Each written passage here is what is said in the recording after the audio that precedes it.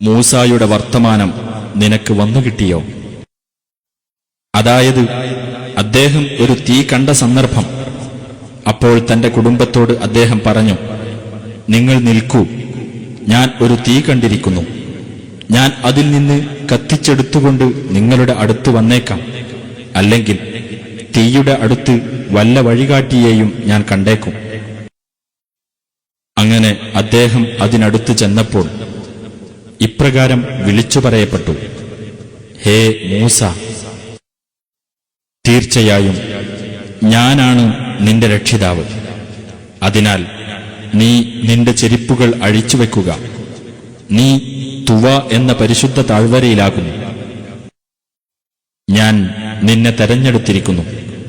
അതിനാൽ ബോധനം നൽകപ്പെടുന്നത് നീ ശ്രദ്ധിച്ചു കേട്ടുകൊള്ളുക. തീർച്ചയായും ഞാനാകുന്നു അല്ലാഹു, ഞാനല്ലാതെ ഒരു ദൈവവുമില്ല. അതിനാൽ എന്നെ നീ ആരാധിക്കുകയും എന്നെ ഓർമ്മിക്കുന്നതിനായി നമസ്കാരം മുറപോലെ നിർവഹിക്കുകയും ചെയ്യുക. തീർച്ചയായും അന്ത്യസമയം വരിക തന്നെ ചെയ്യും.